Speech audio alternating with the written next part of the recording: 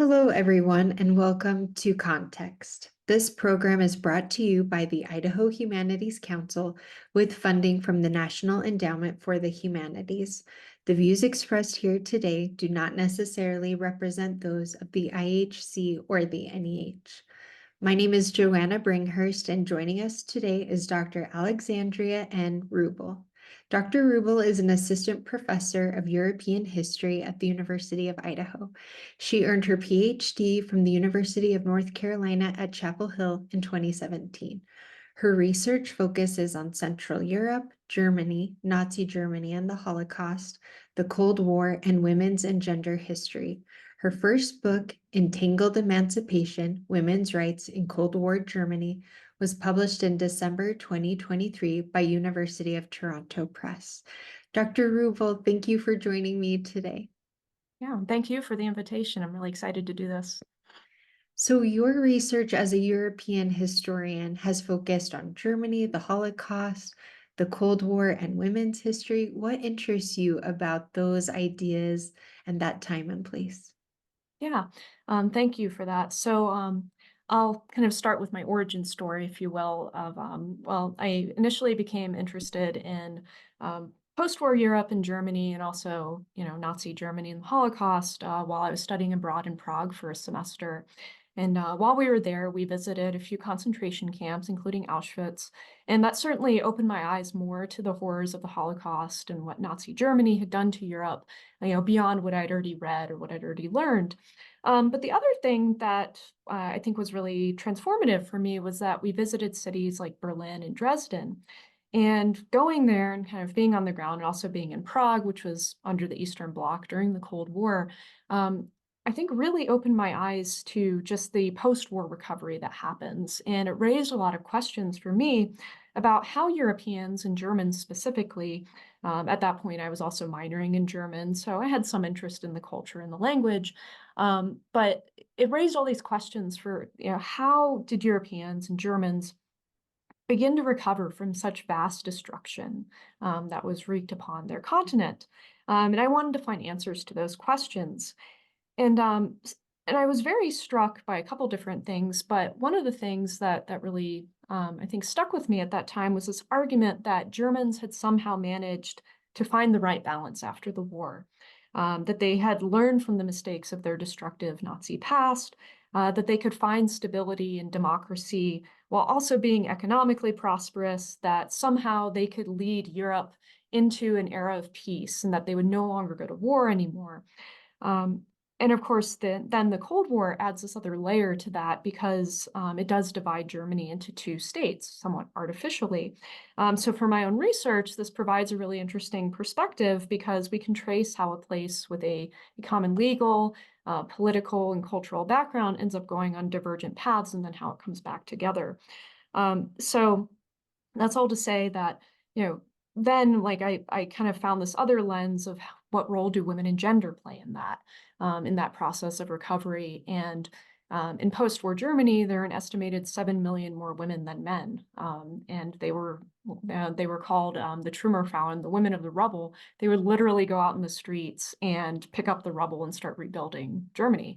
So kind of those images stuck with me, and it made me think a lot about, how do these different things intersect? How do they play into that process of recovery?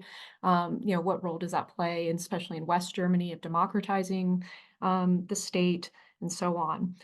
So that's how all these things started to come together. But I'll wrap up this by saying that my interest more recently, I think, has been revived by recent events in Europe.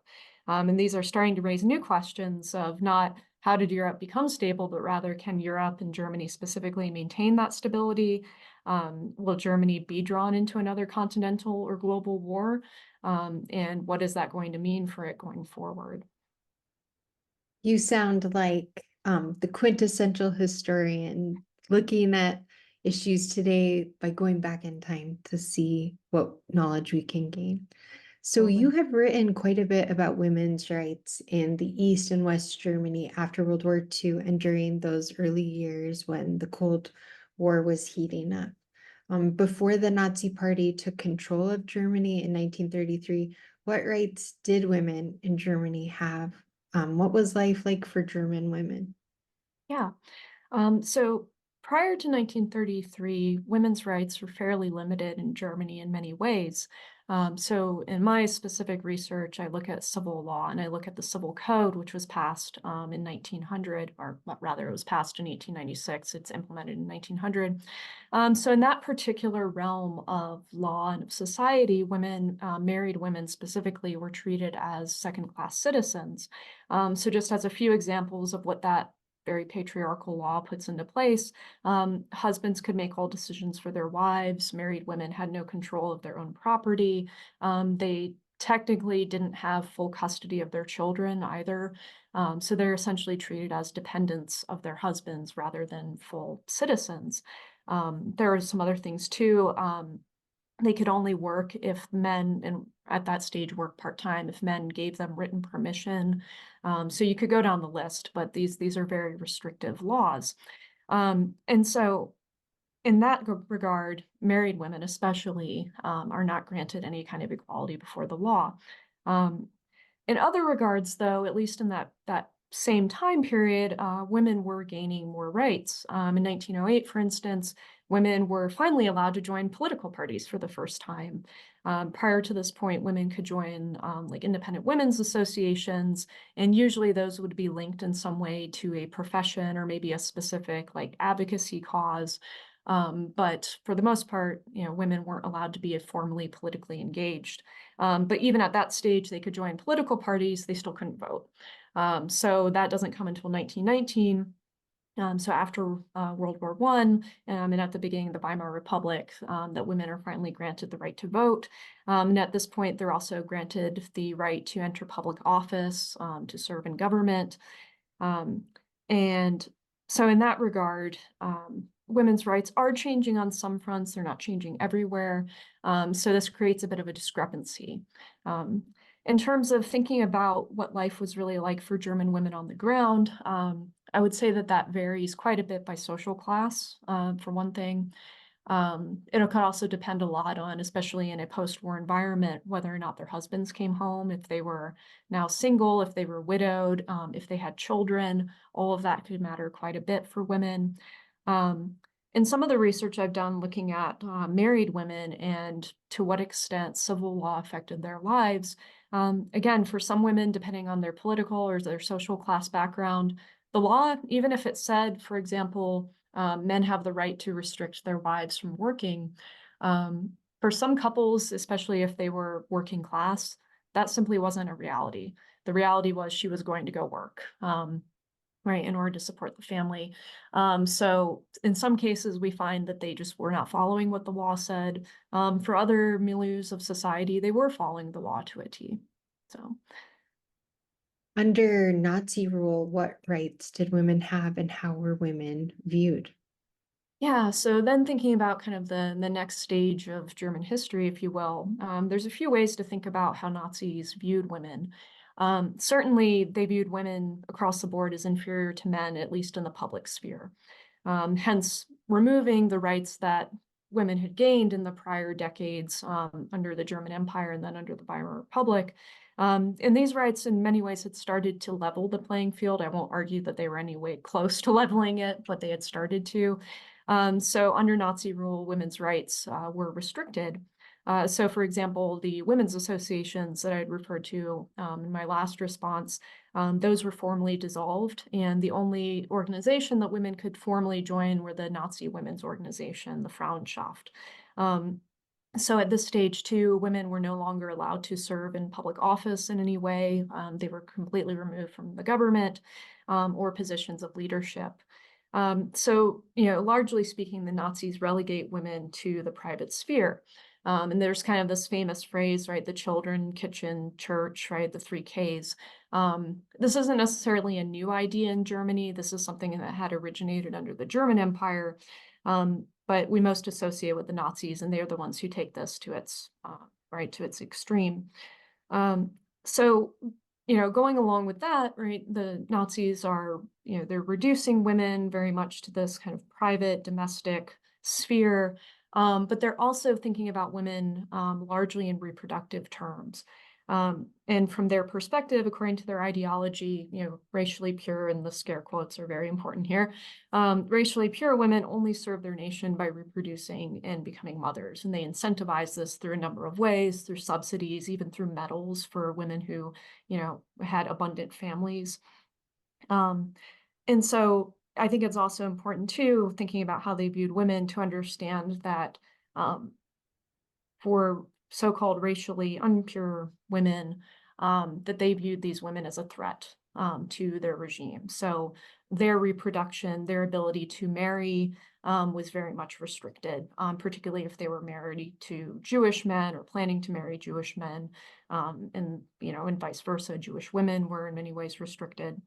Um, all that said, to kind of wrap up this answer a little bit, even though the ideology dictated that women were inferior, that they were supposed to be relegated to the private sphere, that they had separate gender roles that were very different from the ones men were occupying.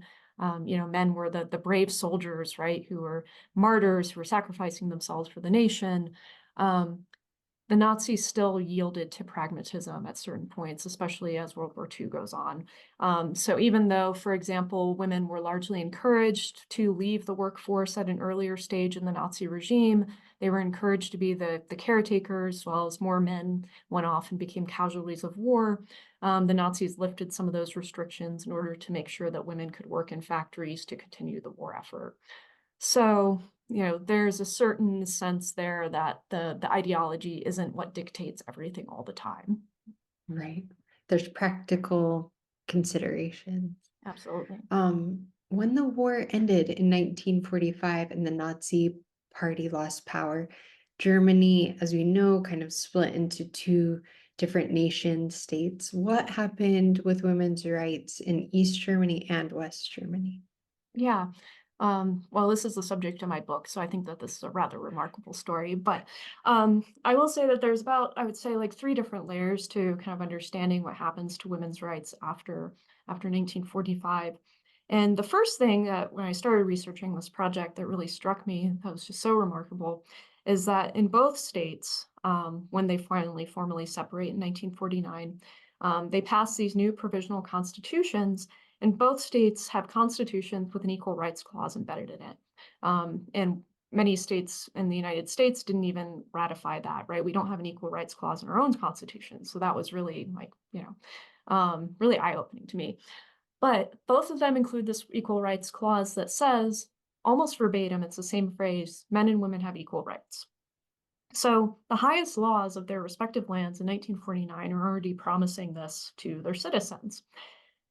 But how they interpret this clause varies quite a bit between East and West Germany according to their respective ideologies.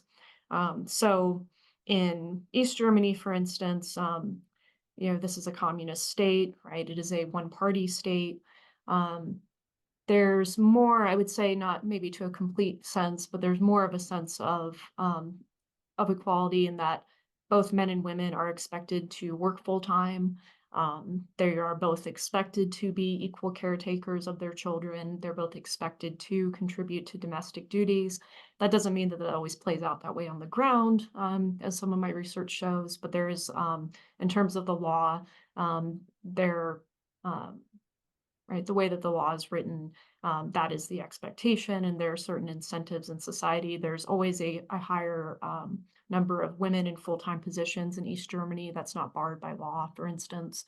So all of that prior civil law that had governed Germany for decades up until this point goes away.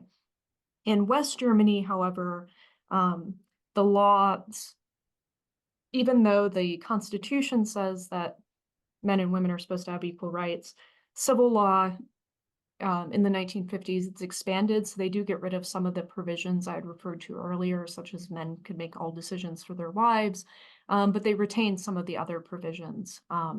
For instance, women at this point in time can only work outside the home if it's reconcilable with their domestic or childbearing duties.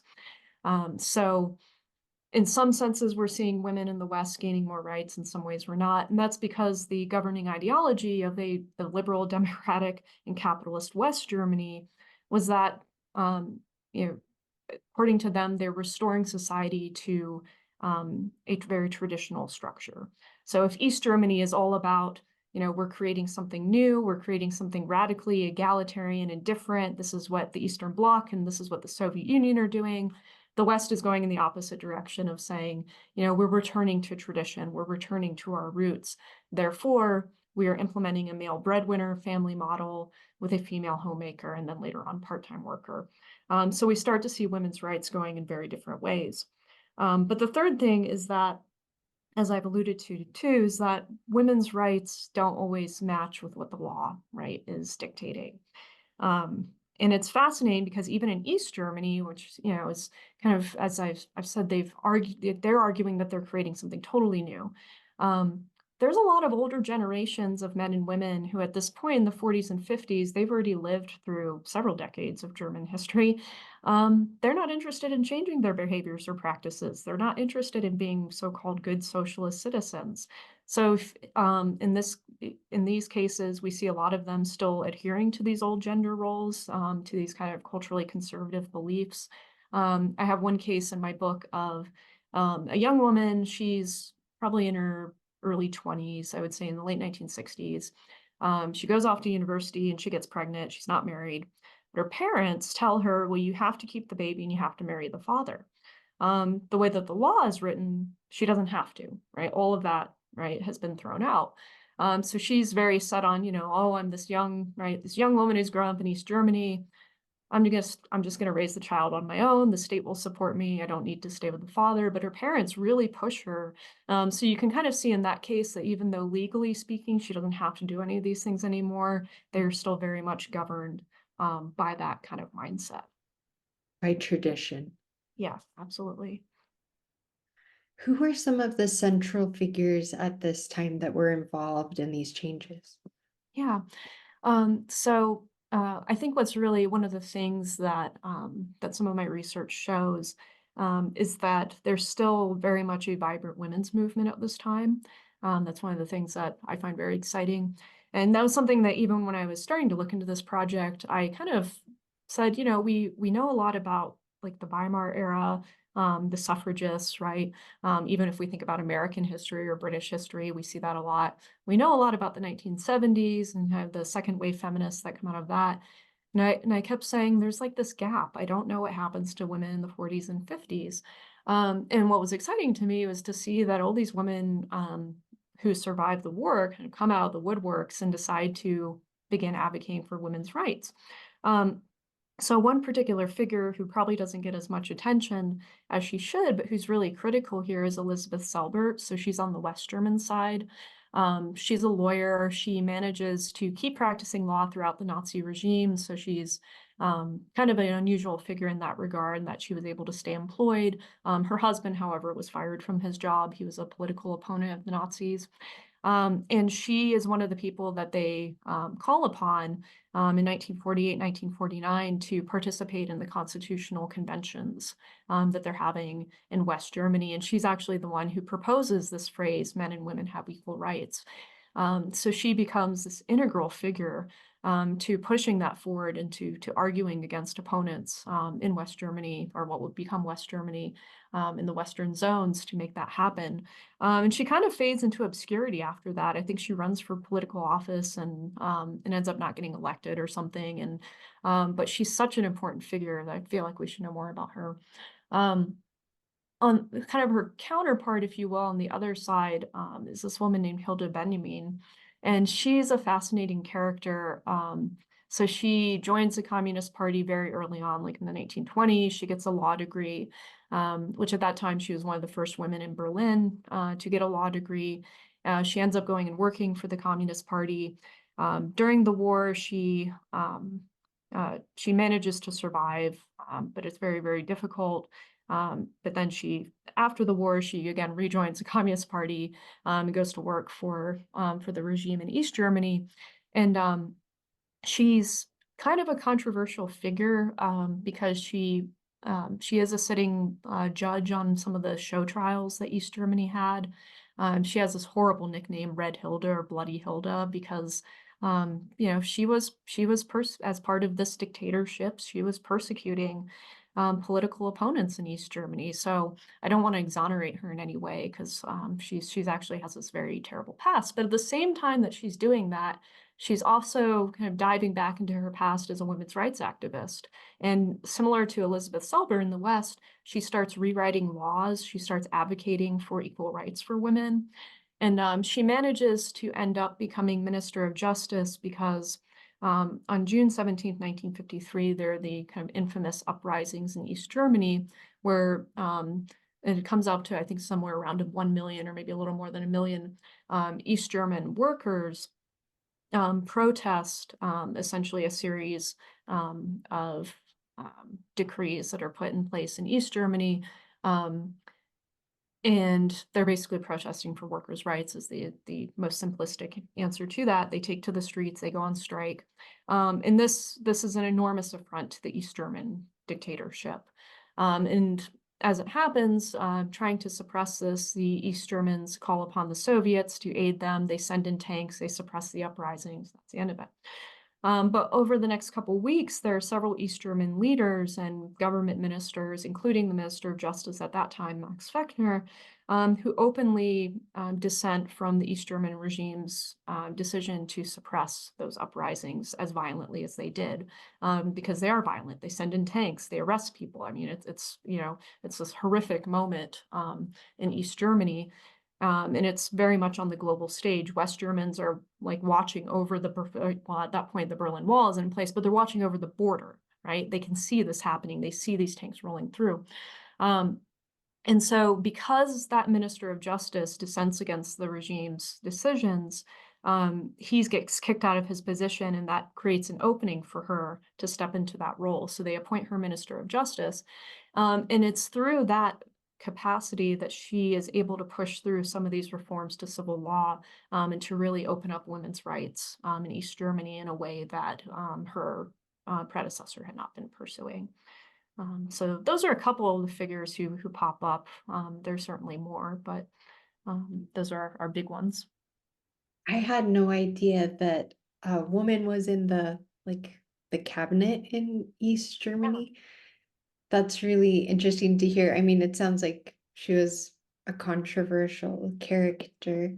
You also describe how churches were really heavily involved in these policy debates. Can you tell us more about how? Yeah. So in both East and West Germany, there are several, I guess, what we might think of as interest groups that play very important roles here in pushing for new laws. On both sides, there are women's associations, there are also trade union representatives. But perhaps what was most shocking to me when I was researching was how involved the churches were. And something to keep in mind at this point in time is that, as we're emerging from World War II in the late 40s and 50s, is first of all that many Germans still identify with the confession, whether that's Catholic or Protestant. Those numbers do vary a little bit. East Germany, just because historically of where Lutheranism was and so forth, East Germany is much more Protestant. It's like 92% Protestant with a very small Catholic majority. In West Germany, it's a little, I think it's slightly heavier towards Catholic, but it's a little more like, 50-50, 45-55 kind of thing. And so those churches, and what we also have to remember too is that there's a long tradition of Christian democracy in Germany that even predates World War II.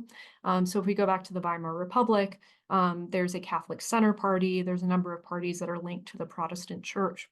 What happens after World War II is because they recognize that there's divisions among the parties, is they all combine into what's now known as the Christian Democratic Union, which to this day, right, is one of the largest parties in Germany. And there is an East German version of that, but of course it's kind of suppressed underneath the East German dictatorship in favor of the Communist Party. So that's all to say that churches at this point in time are very important interest groups. They represent a fairly large portion of the population. It doesn't mean that the population is always super devout or super zealous, but they nevertheless identify with the church. So this means then that in both states, that the churches have kind of an in with the governments in one way or another. Now, in West Germany, the Chancellor, Konrad Adenauer, he's a devout Catholic. He's from the CDU. So he is very much having meetings with both Catholic and Protestant leaders to talk about, these legal reforms that are coming. The paradox of that, though, I would say, is we might expect, because of that connection, that that these churches would have their way, that they would be able to push through a return to this traditional family structure, something that's very much embedded in church teaching. And that ends up not being the case in West Germany. There's simply too much resistance from society for the churches to have their way. And there's even divisions between Protestants and Catholics that mean that there's not really a unified front. So I was very surprised to find that result when I was researching it. Now, in East Germany, church members are allowed to worship, but they are slowly, through very intentional means within the East German government, being pushed out to the margins. For example, confirmation ceremonies are replaced by a secular confirmation ceremony. Work brigades in the early years would be scheduled on Sunday mornings, right? So there's ways that the communist regime is finding to kind of, take away some of the influence of the churches. But they're nevertheless still important players at this point in time. And the East German regime, the East German government recognizes that these churches still have quite a bit of sway. And there's moments when they sort of bow to the demands of the church because they are, they're trying to keep their regime legitimate. They're trying to stay in power. So there is a point when, in my research, in the right around 1954, where they debut a draft of the new civil code, of the new civil law. It's very egalitarian. It's pretty radical. And it's the churches who petition the East German government and say, this infringes on our rights. And the most fascinating thing that comes out of that is not so much that they turn this into some sort of argument about theology or worship or what their rights are as a religious group, but rather that they argue, if you pass this law, you will contribute to the further divide of Germany. And that's the part, when I was reading the sources, that the East German leaders say, well, hold on, that's a problem, right?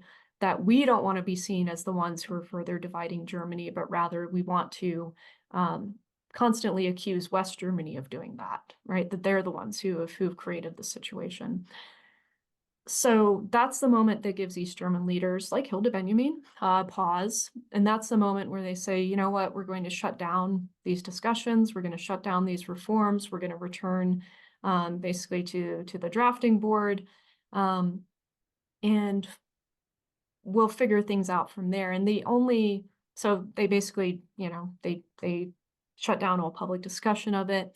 And what allows them then to pass a more radical law in the 1960s is the construction of the Berlin Wall.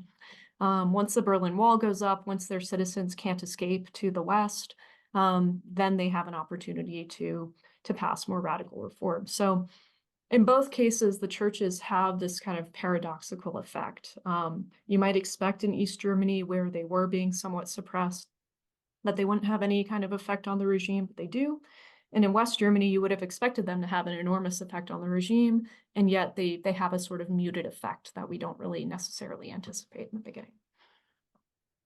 I'm really surprised to hear that too. I guess when I think of East Germany and communist nations at that time, you don't expect that religious groups would have an impact. I'm really curious to understand more, how does this desire for German reunification impact the debate? I didn't know, I guess, that from the very beginning there was this desire by people to at some point unify again. Yeah, so I think that's an interesting question too, because that was certainly something that was always on the table in the early 1950s.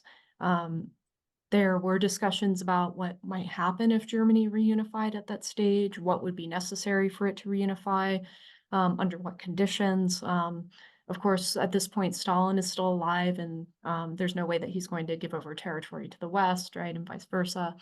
And I would say after about the mid 1950s, any kind of realistic discussion of reunification really begins to go away. East Germany begins to fortify its borders at this point with the West. And as we know, in 1961, they cut off access to West Berlin by building the Berlin Wall. Um, so, what we really do see here is, at least for a period of time, right, a true division. It doesn't mean that there weren't connections between the two or correspondence between the two, um, but but we do see that. So as a result, women's rights go on pretty divergent paths in many ways. In East Germany, there had always been higher numbers of women working full time. In the 1970s, they introduced like a year-long maternity leave. They also offer like state-supported daycare so that women can work. So there's all kinds of benefits that are embedded in East Germany that West German women don't get because they're still expected primarily to stay at home, even if they do work part-time, right, and to care for their families.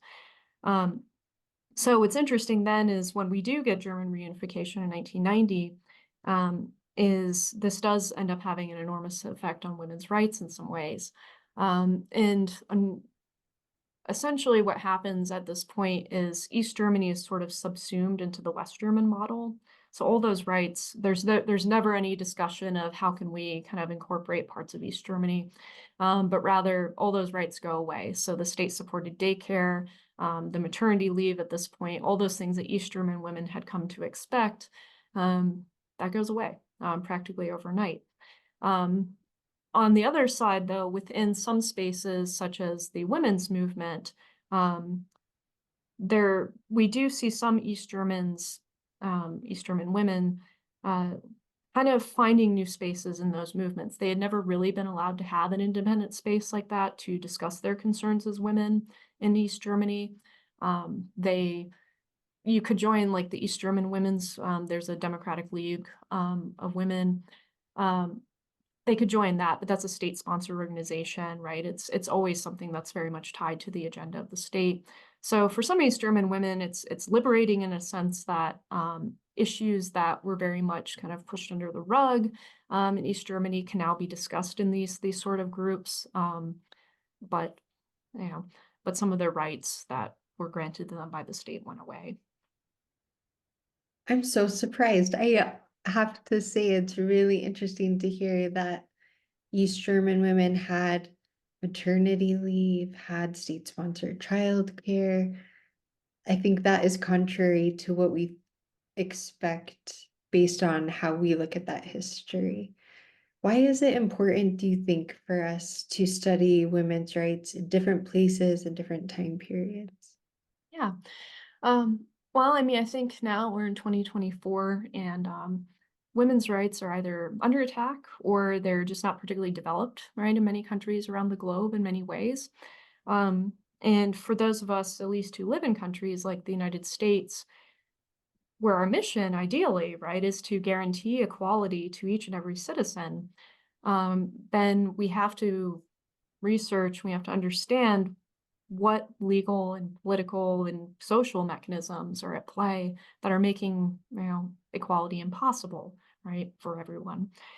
And so I think by studying women's rights and in different places and times, first of all, it allows us to see our own issues in a new light. As I said, it was very formative for me when I first started learning about this and learning like, oh, they have an equal rights clause. We don't. Like you were just saying about East Germany, they had state-sponsored childcare. We don't. And just to being able to evaluate that in a comparative light and to see what effect that has on society, I find that really useful. I think it can also make us think a lot about like what strategies succeed or fail in the past to push these movements forward and to achieve more equality for women.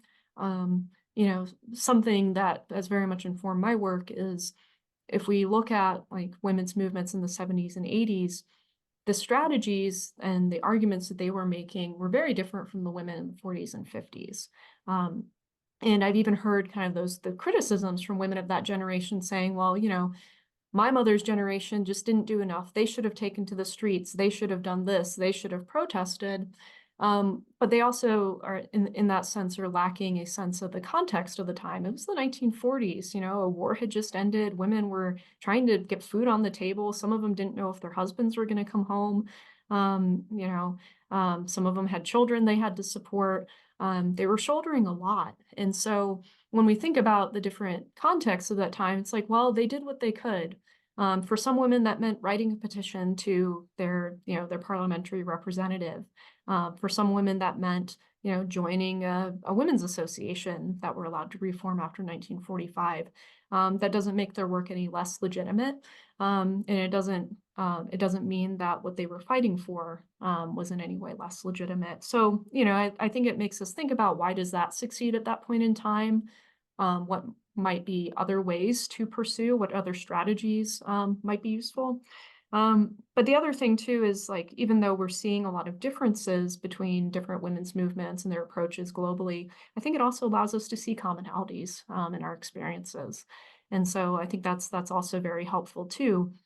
And this is something that had, in fact, been a hallmark of the women's movements since the late 19th century. They were attending international meetings and saying, what's the situation in Belgium? What's the situation in Germany? Oh, the United States, what do you guys have? And when you read those things, you realize that actually their experiences across borders were very, very similar. So it makes us think beyond ourselves in our own context, I think. You work and teach young people on campus at the University of Idaho, and I'm curious, how do your students respond when they're learning this kind of surprising history about women's rights?